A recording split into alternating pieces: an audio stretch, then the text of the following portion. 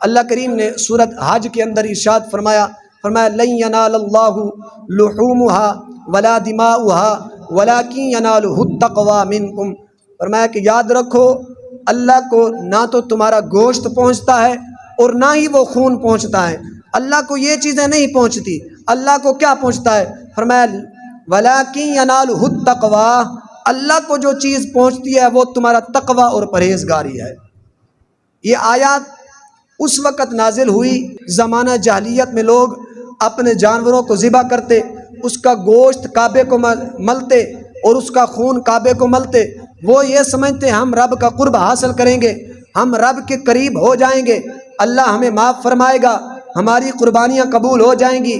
تو وہ اس وجہ سے یہ سارے کام کرتے زمانہ جاہلیت کے اندر۔ جب حضور کے صحابہ وہاں پہنچے، حضور کی بارگاہ میں عرض کیا، فرمایا کہ یا رسول اللہ صلی اللہ علیہ وسلم، اے اللہ کے رسول، کیا ہم بھی اسی طرح وہ گوشت کعبے کو ملیں، اسی طرح وہ خون کعبے کو ملیں؟ تو اللہ کریم نے قرآن پاک کی آیت نازل فرمائی سورۃ حج کی، فرمایا کہ اے محبوب آپ اپنے صحابہ کو بتا دیجئے کہ لن ینال اللہ لحومها ولا دماؤها، نہ تو تمہارا گوشت خدا تک پہنچتا ہے نہ تمہارا خون خدا تک پہنچتا ہے، اگر کوئی چیز تمہاری خدا تک پہنچتی ہے تو وہ تمہارا تقوی اور پرہیزگاری ہے۔ یہ ہم جو قربانی کرتے ہیں، گوشت ہم خود کھا جاتے ہیں، خون گلیوں کے اندر رڑ جاتا ہے، نالیوں کے اندر رڑ جاتا ہے، یہ نہیں رب تک پہنچتا۔ رب تک جو چیز پہنچتی ہے وہ ہمارا تقوی اور پرہیزگاری ہے۔ اور یہ بھی بات یاد رکھیں، زیادہ جانور ذبح کرنے کا نام قربانی نہیں ہے، لوگوں کو کثرت کے ساتھ گوشت تقسیم کرنے کا نام قربانی نہیں ہے، لوگوں کے اندر واہ واہ بنانا، نمود و نمائش بنانا، یہ قربانی نہیں ہے۔ قربانی کیا ہے؟ قرآن کہتا ہے وَلَٰكِن يَنَالُهُ التَّقْوَىٰ، وہ جو تمہارا تقوی ہے نا، وہ جو تمہاری پرہیزگاری ہے نا، وہ جو تمہاری نیت اور اخلاص ہے نا، وہ اللہ کو پسند ہے، وہ تمہارا قابل قبول ہے۔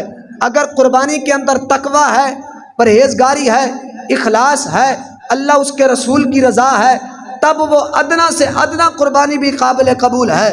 لیکن اگر قربانی بڑی ہے، جانور بھی زیادہ ہیں، جناب گوشت بھی لوگوں کو تقسیم کیا، پورے علاقے کے اندر، پورے شہر کے اندر تقسیم کیا، شاپر بھر بھر کے تقسیم کیے، اس کے اندر تقوی نہیں ہے، پرہیزگاری نہیں ہے اور اس کے اندر اخلاص نہیں ہے، تو وہ اللہ تبارک و تعالیٰ سارا گوشت اٹھا کر قیامت والے دن منہ پہ مارے گا، اور میں کہ اس چیز کی تو مجھے ضرورت ہی نہیں تھی، مجھے جس چیز کی ضرورت تھی وہ تمہارا تقوی اور پرہیزگاری تھی۔